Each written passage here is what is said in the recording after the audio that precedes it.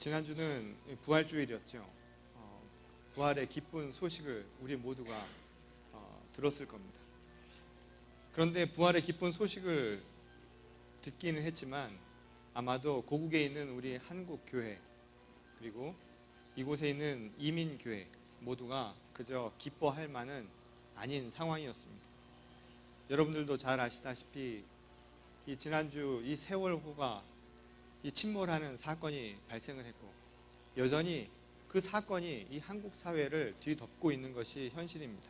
아직도 그 차디찬 바닷속에 생명들이 그 안에 갇혀 있는 상황입니다. 그래서 많은 교회와 그리고 많은 사람들이 여전히 그 사건에서 헤어나오지 못하고 있는 게 오늘의 상황입니다. 이 지난주 부활주일에 우리 교회뿐만 아니라 대부분의 한국 교회에서는 그 세월호와 관련된 이야기들을 함께 나누었다고 합니다. 그런데 이 한 기독교 신문 매체를 통해서 우리 한국 사회에 너무나 잘 알려진 목사님입니다. 이 대형교회 목사님이시고 그리고 한국 교회 특별히 교회 개혁과 갱신을 위해서 힘쓰는 아주 젊은 목사님으로 잘 알려진 목사님 한 분의 설교가 사람들의 비판의 도마에 올라서 문제가 된 일이 있었습니다. 저 역시 그 신문의 기사를 읽고 그 설교의 내용을 읽어보았습니다. 같은 설교자로 같은 목회자로 그렇게 큰 문제로 삼기도 어려운 내용인 것이 사실이지만 그러나 그 이야기를 함께 접하면서 제가 한 가지 든 생각이 있었습니다. 오늘 그리스도의 신앙을 가지고 살아가는 우리들이 이런 문제를 맞닥뜨릴 때마다 어떻게 받아들여야 하는가. 그 교회 목사님은 아마 이런 이야기를 했던 것으로 알고 있습니다. 침묵하라. 그리고 오늘 우리가 해야 할 것은 개인의 회개이다 라는 이야기를 했습니다. 누구의 잘못을 말하기 전에 바로 이 모든 것은 우리 자신의 문제예요. 그러니 우리 스스로가 침묵하며 하나님 앞에 회개하는 것이 오늘 이 사건을 대하는 신앙인의 모습이다. 그렇게 말씀하셨다는 겁니다. 저는 오늘 이 이야기에 대한 저 나름대로의 의견을 여러분들과 함께 나누려고 합니다. 그리고 무엇보다 하나님의 말씀을 통해서 오늘 이 시대 그리스도인의 한 사람으로 오늘 신앙인으로 살아간다는 게 무엇인가 오늘 함께 나눠볼 수 있기를 바랍니다. 제가 오늘 제목을 아주 듣기 어려운 제목을 삼았죠. 공국이라는 제목을 삼았습니다. 이 공국이라고 하는 말은 이 과학 용어입니다. 이 토양의 작은 입자 사이의 그 틈을 일컫는 말이 바로 공국입니다. 쉽게 말하면 여러분 모래사장이나 모래밭 있지 않습니까? 모래사장이나 모래밭에 보면 그 모래알들이 모여서 그 사장과 밭을 만든 겁니다. 근데 이 모래에 작은 알갱이가 한 0.02mm 되는 아주 작은 입자가 있습니다. 근데 그 작은 입자들 사이에 틈이 있는데요. 그 알갱이 틈 사이를 일컬어서 공국이다 라고 이야기를 합니다. 이 모래의 특징이죠. 이 모래에는 비가 아무리 많이 내리고요. 물을 아무리 많이 줘도 모래는 결코 물을 흡수하지 못합니다. 다시 말해서 생명력을 갖지 못한다는 겁니다. 모래 위에 생명이 자라날 수 없는 까닭이 바로 거기 있는 겁니다. 그 원인을 제공한 것이 무엇인가? 바로 공국이라는 겁니다. 바로 그 틈 때문에 물이 아무리 주어진다 하더라도 모래는 생명을 결코 머금을 수 없다는 겁니다. 생명을 자라나게 할 수 없다는 겁니다. 그래서 우리 인생을 모래에 비유하기도 하지 않습니까? 어떻게 보면 우리 인생이 생명력을 잃어갈 때 마치 황량하고 사막과 같은 상황일 때 모래와 같은 인생에 비유하지 않습니까? 실제로 창세기 2장 말씀에 의하면 하나님께서 우리를 흙으로 빚으시고 우리 코에 생기를 불어넣어 주셔서 살아있는 영이 되게 만드셨다라는 말씀이 있습니다. 그런데 그 말씀에 보면 흙이라고 하는 것이 언제도 말씀드렸지만 아파르라고 하는 히브리 말로 되어 있습니다. 아파르라는 단어는요. 우리가 생각하듯이 뭉칠 수 있는 흙이 아닙니다. 먼지와 같은 겁니다. 보이지 않는 거죠. 모래 알갱이처럼 작은 것입니다. 어떻게 보면 그 자체로는 생명을 가질 수 없는 것이죠. 모래와 같은 그래서 생명력을 그 안에서 온전히 갖출 수 없는 게 우리 인생의 모습이라는 겁니다. 인간은 그래서 유한한 것이죠. 하나님이 우리 안에 생명을 불어넣어 주시지 않는다면 우리는 아무것도 아니라는 겁니다. 그러니 생기를 잃어버리고 살아가는 삶, 그것은 열매 없는 삶이에요. 어떻게 보면 사막처럼 죽어가는 삶인지도 모른다는 겁니다. 근데 이 공국이라는 게 참 재밌습니다. 하나님의 놀라운 창조의 역사, 그 창조의 정말 신묘막측한 그 섭리는요, 아주 놀랍습니다. 아이러니하게도 이 공국이 모래가 생명을 자라나게 못하게 만드는 원인이기도 하지만 또 다른 생명을 자라나게 만드는 원인이 되기도 한다는 사실입니다. 무슨 말이냐면 이 공국 때문에 모래 사이로 물이 빠져나가지 않습니까? 근데 그 물이 빠져나가서 무엇을 이루는지 아십니까? 바로 지하수를 이루는 겁니다. 우리가 알고 있는 이 토양의 지하수는 바로 그 공국 때문에, 그 모래 사이에, 그 알갱이들의 토양 사이의 틈 때문에 바로 물이 스며들어서 생겨난 거라는 겁니다. 그래서 물길이 닿지 않는 곳곳에 생명들이 살아갈 수 있는 이유가 바로 이 공국이 전달해주는, 통로가 되어 전달해주는 바로 물 때문에, 지하수 때문에 가능하다는 것이죠. 그것만이 아닙니다. 이 공국 때문에요, 물이 흘러 들어오면서 그 알갱이와 알갱이 사이를 물이 스쳐 지나갈 때마다 독 성분이 다 해독이 된다고 합니다. 그리고 물이 정결하게 되는 것이죠. 정화가 된다라는 이야기입니다. 그래서 이 공국이 우리에게 가르쳐주는 이 생명의 놀라운 사실입니다. 우리가 모르는 그 어딘가에서 생명을 자라나게 하는 근원이 되기도 하고, 또한 그 물을 먹을 수 있도록 깨끗이 정화시켜 준다는 것. 이게 바로 공국이 갖는 또 다른 특징이라는 거죠. 비록 알갱이들은 생명을 낳을 수 없지만 그 알갱이 틈 사이에서 서로가 소망의 통로가 되어줄 수 있다는 것. 이것이 바로 창조의 오묘한 진리라는 것. 여러분, 부활의 의미도 그렇지 않습니까? 우리 인생이요, 알갱이처럼, 모래 알갱이처럼 아무것도 아니지 않습니까? 죽어가는 인생, 죄로 가득 찬 인생, 생명력이 없는 그런 인생들 사이에 그리스도께서 우리를 찾아주신 것 아닙니까? 그리고 우리를 찾아주셔서 우리에게 생명을 불어넣어 주신 것 아닙니까? 십자가의 고난을 통하여서 부활의 생명을 우리에게 가르쳐 주신 것 아닙니까? 그리고 우리에게 말씀하십니다. 요한복음 13장 34절에서 우리에게 그렇게 이야기하죠. 내가 너희를 사랑한 것처럼 너희도 서로 사랑하라고요. 그게 바로 부활의 능력을 가능하게 만드는 소망의 통로라는 것입니다. 비록 우리는 알갱이처럼 아무것도 생명력이 없을지라도 우리 사이에 하나님이 말씀하신 그 사랑이 실천된다면 바로 그것을 통해서 생명이 자라나게 될 것이다라는 것이 바로 주님의 말씀이라는 겁니다. 이것이 어찌 보면 우리가 잊고 지냈던 부활의 참 의미인지도 모른다는 것이죠. 오늘 내 안에서 내 알갱이와 같은 내 인생이 내 안에서 나만 열매 맺는 것이 아니라 바로 우리 사이에서 참된 소망이 일어나는 것이고 그것을 통해서 진정한 열매가 맺어질 수 있다는 것. 이게 바로 예수님의 말씀이었다는 겁니다. 오늘 우리가 읽은 본문 말씀입니다. 바로 생명이라고 하는 것이 다만 알갱이에서 생겨나는 것이 아니라 그 알갱이 틈 사이에서 생명이 자라나고 있다는 사실을 증명해주는 이야기임을 보게 됩니다. 오늘 우리가 읽은 본문 말씀은요, 이 부활의 첫날 저녁에 이루어진 사건임을 우리에게 가르쳐줍니다. 부활의 첫날이라고 하는 것은 우리가 지난주 이야기했던 것처럼 빈 무덤을 보았던 바로 그날 저녁입니다. 오늘 우리로 따지자면 주일 저녁이죠. 이 주일 저녁에 부활하신 예수께서 그 제자들을 찾아가는 내용이죠.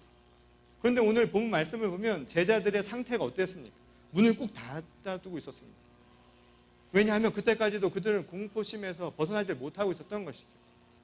어떻게 보면 모래 알갱이와 같은 자신의 인생이 언제 꺼질지도 모르는 그런 상황이었던 겁니다. 자신들의 소망이었던 그리스도 예수께서 십자가에 잡혀 속절없이 돌아가시는 그 상황을 보게 되자 이들은 두려웠던 거죠. 낭망했던 겁니다. 더는 어디도 할 수 없는, 그리고 어디도 갈 수 없는, 옴짝달싹 할 수 없는 그런 상태, 다시 말해서 숨죽이고 있는 상태였다는 겁니다.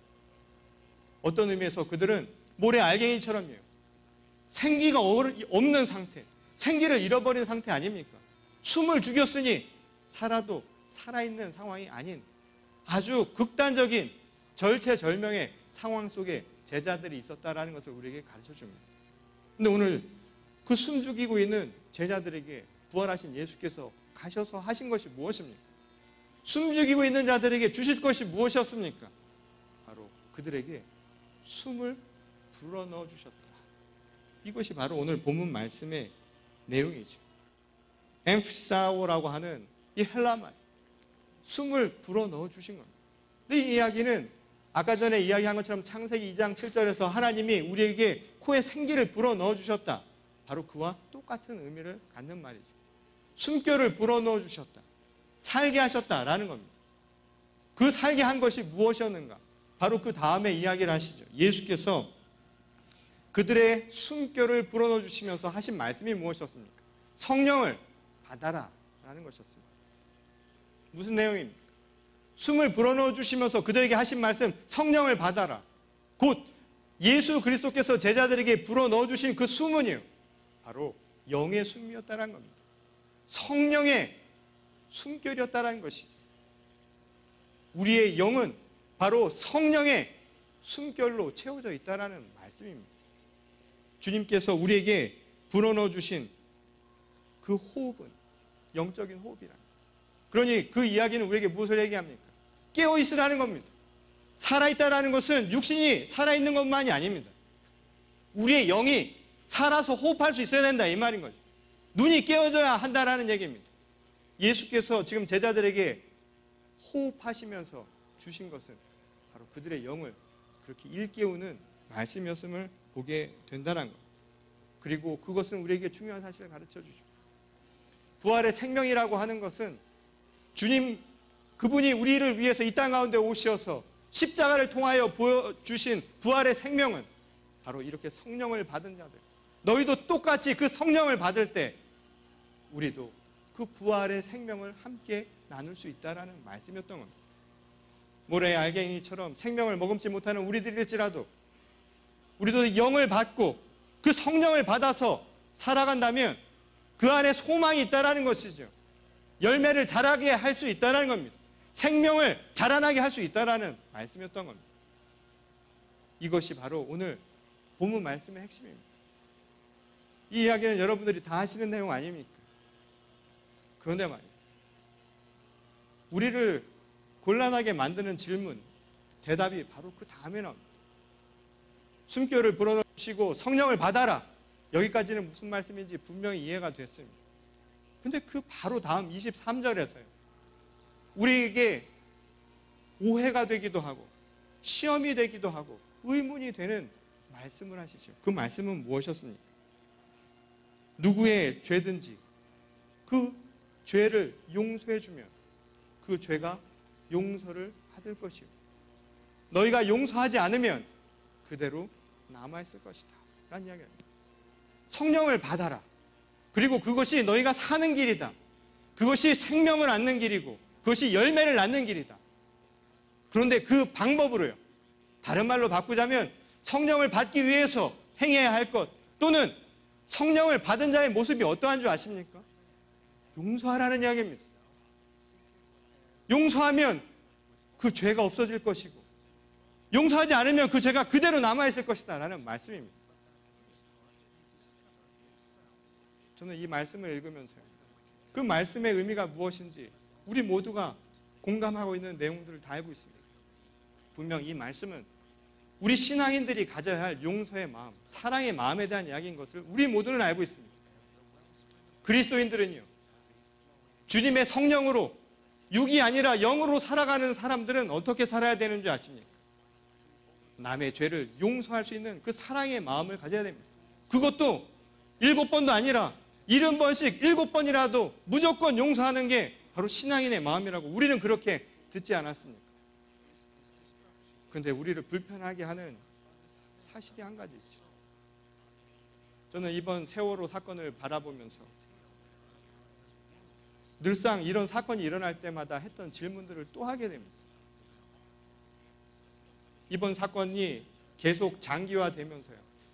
우리가 알지 못했던 그 사건의 원인들, 구조적인 사회의 문제들이 하나둘씩 밝혀지고 있습니다. 차디찬 그 물속에서 갇혀있는 아이들이요. 그 생명을 생각하면 얼마나 안타깝습니까? 그 어린아이들이 꽃 피우지도 못하고 그렇게 속절없이 간 거예요. 얼마나 고통스러운 얘기입니까? 원통하고 분통하고 그 애절한 마음을 무엇으로 이야기할 수 있겠습니까? 그런데 말이죠. 그 사건을 일으킨 원인을 한번 보십시오. 그냥 단순히 자기 혼자 살려고 배를 떠난 사람들, 뭐 그럴 수 있다라고 생각합니다. 근데 그렇게 만든 곳곳을 추적해 보니까 그 원인 속에는요, 재정, 돈이라고 하는 것이 그 안에 관계되어 있다는 것을 보게 되는 거 아닙니까? 이권 때문에 정치, 관료, 군, 재계 할 것 없이 모두가 얽히고 설켜서요, 부정하고 부패한 고리가 이루 말할 수도 없는 그런 상황 아닙니까? 생명이 죽어가는데 돈 때문에 생명을 구하지 못하는 이런 처절한 현실을 보지 않습니까? 우리 말대로 죄는 미워하되 사람은 미워하지 말라고 뭐 그럴 수도 있을 것 같습니다. 100번 양보해서 그럴 수 있을 것 같습니다. 그럼 그렇게 문제가 되는 부패는 어떻게 합니까? 사회가 그렇게 썩어버린 건 어떻게 합니까? 그런데 오늘 우리에게 그렇게 이야기하죠. 용서하라고요. 가슴이 답답해서요, 용서를 하고 싶은데 용서가 잘 안 됩니다. 내 자식을 죽인 그 사람을 용서할 수 있을지 모르겠지만 그렇게 만든 세상이요, 용서가 잘 안 되는 겁니다. 용서가 되십니까? 그런데 오늘 본문 말씀이에요. 용서하라잖아요. 용서해야 그 죄가 없어진다고 하지 않습니까? 저는 이 말씀을 들으면서 과연 정말 우리가 용서하는 것이 그게 전부인가? 용서가 정말 능사인가? 이런 질문을 하지 않을 수 없다라는 거죠. 저는 이런 질문이 생깁니다.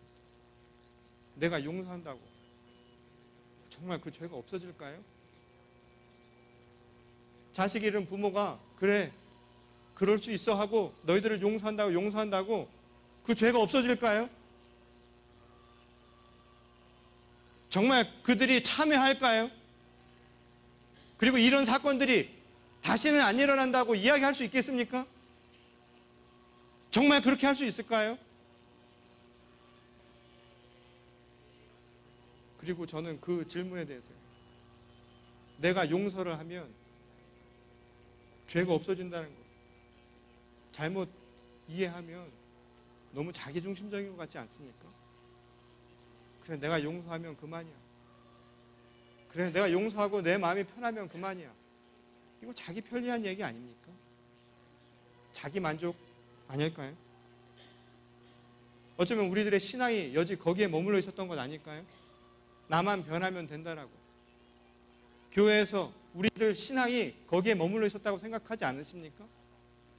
그 목사님께서 지금은 침묵할 때라고 이야기하고 개인이 회개해야 한다라고, 개인이요, 회개하라고, 이런 죄 가운데 있는 우리가 회개해야 된다라고 그리스도인들에게 이야기하는 것, 전 틀렸다고 생각하지 않습니다. 맞는 얘기죠. 개인이 변화되지 않고 어떻게 온 세상이 변화되는 걸 생각할 수 있겠습니까? 헌데 말입니다. 분명 내 개인, 내 성령, 내 안에 심령의 변화가 우선되어야 공동체가 변화되는 건 분명한 사실입니다.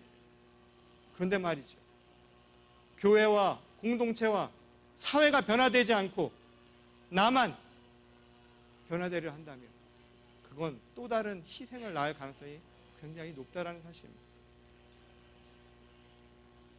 사도 바울은 갈라디아서 5장 22절과 24절에서 이런 이야기를 했습니다. 우리가 변화되는 것, 그것을 성령의 열매 9가지로 이야기하죠. 뭐 사랑과 충성과 자비와 온유와 그리고 충성과 절제라고 하는 것들, 오래 참음이라고 하는 것들, 그것이 바로 우리의 속사람이 변화되는 개인의 변화라고 이야기를 했습니다. 그래서 많은 사람들이 성령을 얻으면 그런 변화가 일어날 거라고 생각을 했죠. 그래서 우리에게 지금 중요한 것은 예배와 기도와 신앙생활, 훈련을 통해서 내가 그런 성령의 열매를 맺는 게 중요하다고 배우지 않았습니까? 성령이 충만하다는 것은 그런 열매가 나타난다는 것 아닙니까? 그런데 여기에 오해가 한 가지 있다는 사실입니다. 많은 사람들이 이 성령의 열매를 내 개인적인 변화로만 생각한다는 겁니다. 근데 한번 생각해 보십시오. 성령의 열매라고 하는 것이 개인적인 것 같으세요? 사랑이라는 것, 그거는 관계입니다. 내가 변화된다고 해서 되는 게 아니라 이 말입니다. 함께 관계를 통해서 나타나는 모습이라는 거죠. 오래 참는 거예요. 나 혼자 있는데 무슨 오래 참고 말 게 뭐 있습니까? 함께 관계 속에서 나타나는 것 아닙니까? 언젠가도 말씀드렸는데 어느 부흥회를 갔더니 말이죠.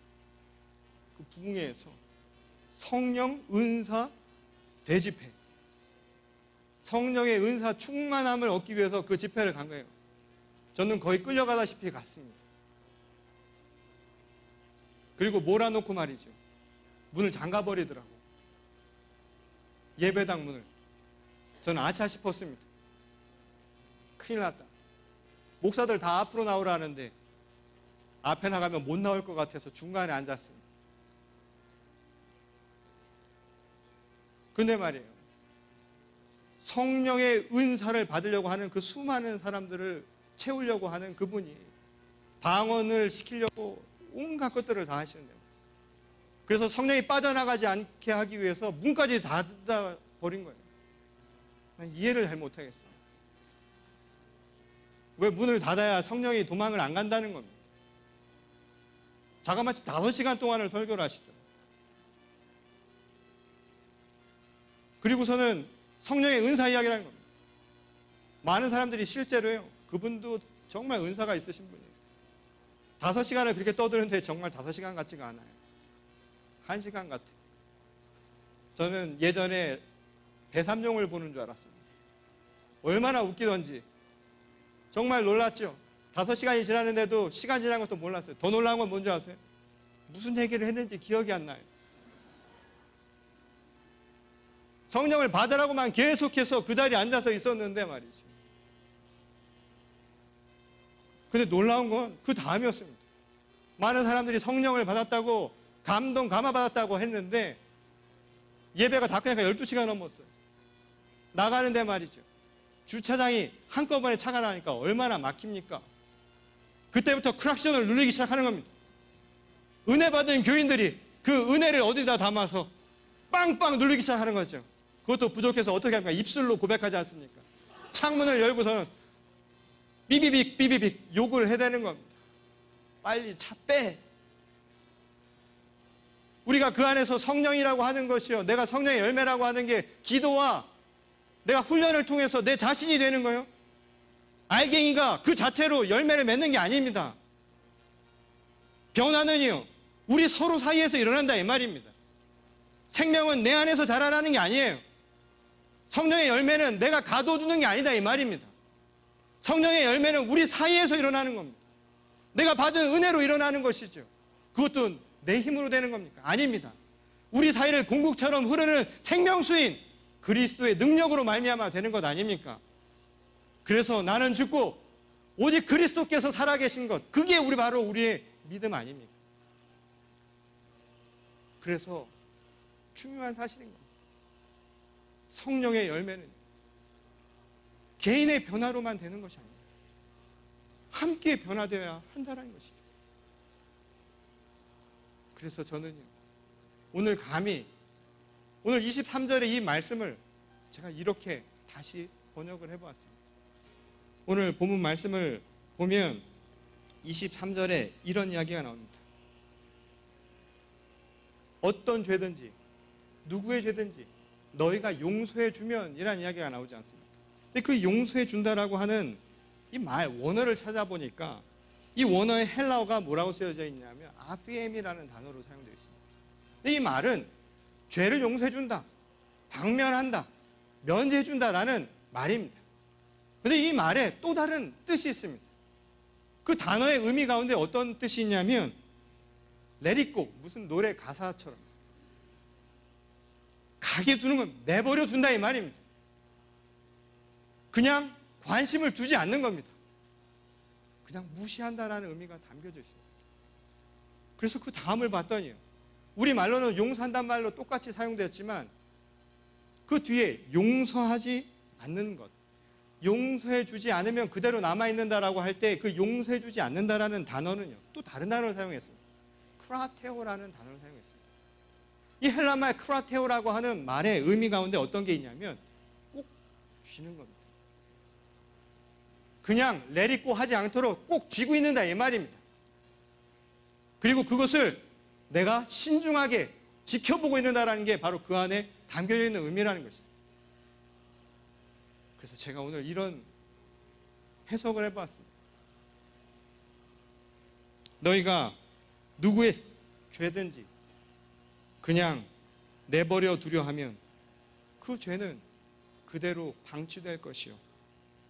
그렇지 않고 너희가 그것을 끝까지 쥐고 관심을 두고 있으면 너희의 관심 속에 있을 것이다. 저는 오늘 또 다른 의미로 주신 성령을 받으라는 말씀입니다. 오늘 여러분들에게 이렇게 나누고 싶습니다. 우리는 유한한 존재입니다. 성령이 임해서 알갱이 같은 우리만 열매를 맺으면 얼마나 좋습니까? 그러나 하나님이 우리에게 주신 말씀은요, 우리 서로 간에 그 안에서 그 빈틈 사이에서 생명수가 흘러가듯 그리스도의 사랑이 넘쳐날 때 비로소 진정한 열매가 맺어진다라고 가르쳐주고 있습니다. 그래서 오늘 이 시대 이런 어려운 상황 속에서 신앙인들의 자세는요, 용서해야죠. 7번이 아니라 그 이상 무조건 용서해야 합니다. 그리고 우리는 침묵하는 법도 알아야 합니다. 그런데 말이죠, 성령을 받은 자의 모습은 그것만이 있는 것이 아닙니다. 오늘 잘못된 우리 사이를 흐르고 있는 이 잘못된 물들, 잘못된 사회에 대해서 우리가 그 죄를 방치해두면 그 죄는 또 다른 문제를 반드시 낳게 마련이라는 사실입니다. 오늘 성령을 얻은 오늘 그리스도인들은요, 내가 침묵하고 그것을 방관하는 것이 아니라 때로는 우리의 목소리를 내어야 할 필요도 있다는 것입니다. 오늘 그리스도의 이름으로 잘못된 것은 잘못됐다라고 이야기하고 왼쪽으로도 오른쪽으로도 치우치지 아니하고 오직 하나님의 말씀으로 모든 것을 바로잡을 수 있는 참된 신앙인이 되어야 한다는 겁니다. 오늘 우리는 침묵하기 전에 우리의 목소리를 내야 할 때입니다. 잘못된 것을 잘못됐다라고 이야기할 수 있는 신앙인이 되어야 합니다. 오늘 이 시대를 부패하게 만들고 그리고 이 시대에 생명이 생명대로 자라나지 못하게 만드는 이 현실을 우리가 바꿔나가야 한다는 겁니다. 우리 관심 속에서 버리지 마십시오. 어느 기자가 이런 이야기를 했습니다. 지금은 마치 선원들이 무기징역을 받을 것처럼 언론은 떠들어대지만 그 사건이 진행이 되면 1년 반 동안 재판 과정을 거치게 됩니다. 1년 반이 지나면 어떤 일이 생겨날까요? 아무도 기억하지 못할 겁니다. 지난 많은 사고들이 그랬듯이 아마 이번 사고도 우리들의 뇌리를 쉽게 지나쳐갈 겁니다. 그동안 우리도 모르는 생명을 잃어버리고 자신의 삶을 꽃피우지 못한 그 젊은 아이들, 무고한 생명들, 그리고 자식을 떠나보내야 했던 그 부모의 마음, 우리도 쉽게 잊어버리게 될 거라는 사실입니다. 오늘 신앙인들은 그저 침묵하고 내 문제에 빠져만 지내는 것, 그게 아닙니다. 오히려 성령을 받은 자, 오늘 그들을 우리의 관심 속에 두어서 제2, 제3의 참극이 벌어지지 않도록 오늘 우리가 세상을 변화시켜야 될 줄 믿습니다. 저는 오늘 우리 교회에 함께 계신 모든 성도님들이 물론 자기 삶 속에서요, 우리가 성령에 거듭난 사람들로 살아야 됩니다. 하지만 세상 속에 대한 불의와 부패, 잘못된 세상의 힘과 타협하지 마십시오. 오늘 살아있는 하나님의 능력을 믿는, 그래서 우리 사이에 공국처럼 하나님의 생명수가 흘러넘친다라고 믿는 우리들이라면 우리 자신으로 채우려 하지 말고요, 우리를 통해서 진정한 삶의 열매를 맺으시기 바랍니다. 그것이 바로 그리스도로 부른, 우리를 부르시고 우리에게 성령의 숨결을 불어넣어 주신 이유라고 믿습니다. 특별히 젊은이들이 많은데요, 저는 이 젊은이들이 세상 속에 나가서 세상에 굴복하지 않았으면 좋겠습니다. 비겁하게 살지 말고 굴욕적으로 살 필요 없습니다. 신앙인으로 이 시대와 맞서는 진정한 하나님의 용사들이 되시기를 바랍니다. 그래서 여러분들의 시대에는 우리 어른들이 만들어 놓은 이 부끄러운 세상을 결코 만들지 마십시오. 그리고 조용히 하라고 하는 그런 이야기가 아니라, 그런 말도 필요 없는 참 깨끗한, 그래서 우리 자식들이 잘 살 수 있는 그런 미래, 그리고 그런 교회, 그런 공동체를 여러분들이 만들 수 있기를 주님의 이름으로 간절히 축원합니다. 우리 다 같이 기도하시겠습니다.